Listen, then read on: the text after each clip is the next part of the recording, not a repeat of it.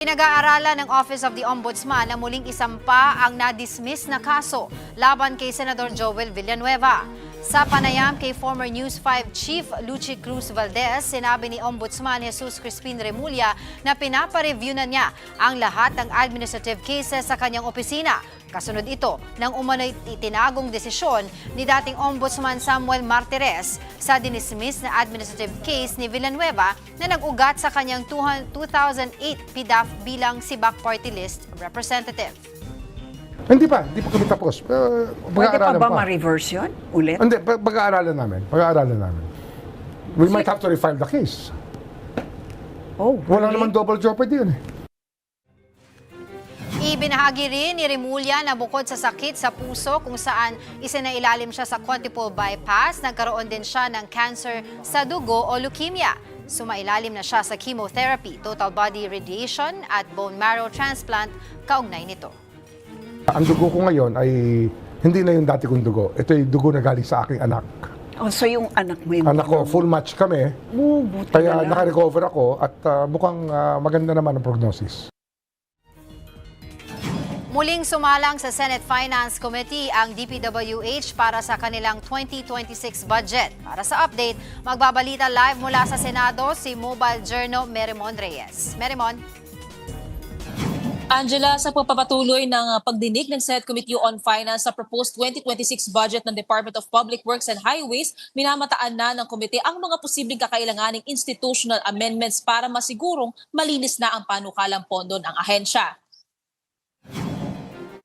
Nitong lumipas sa linggo, unang sumalang ang 625.8 billion pesos sa proposed budget ng DPWH. Mas mababa ito kumpara sa naging pondo ng ahensya ngayong taon dahil din sa pagrepaso ng budget at pagtanggal ng pondo para sa locally funded flood control projects. Yun nga lang, may mga namataang pa ring red flags ang komite hinggil sa mga proyektong nakalista sa DPWH. Kaya naman ngayong araw, ipinipresenta na ni DPWH Secretary Vince Dizon ang kanilang nakuhang impormasyon sa mga red flag. Sa pamamagitan ng geotagging at validation sa mga proyekto ng ahensya, una nang ibinahagi ni Dizon na sa higit 4,500 mga proyektong namataan na walang station number na nagpapakita ng simula at hangganan ng isang proyekto, 4,085 na ang naitama ng ahensya at nilagyan na ng station number.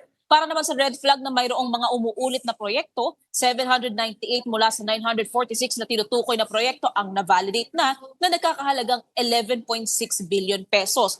Isang halimbawa rito ay ang makulay Green Hills, San Pedro and San Vicente Road ng Lower Kalinga District Engineering Office kung saan ang kinakailangang pondohan sa susunod na taon at nagkakahalaga ng 19.5 million pesos ay ang karugtong nito na Station 2 at ang karagdagang 820 metro papuntang Station 3.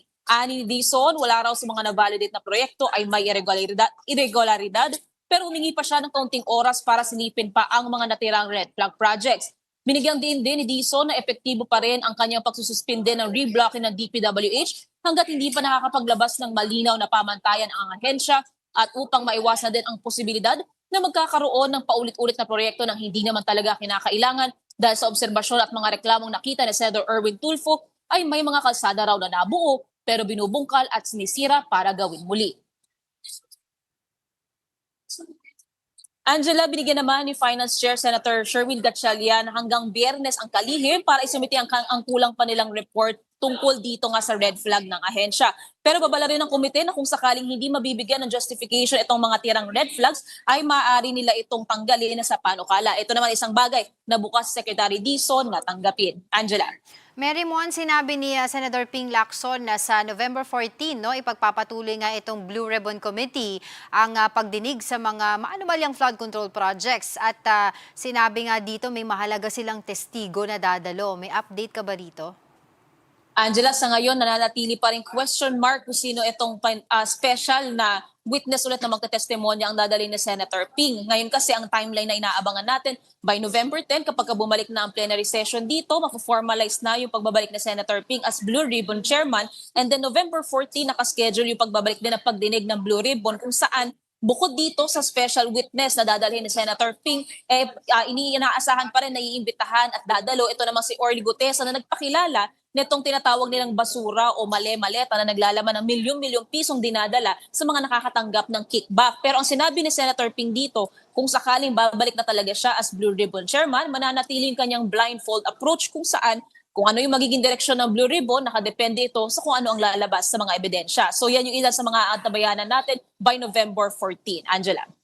Maraming salamat, Mobile Journal, Mary Mon Reyes.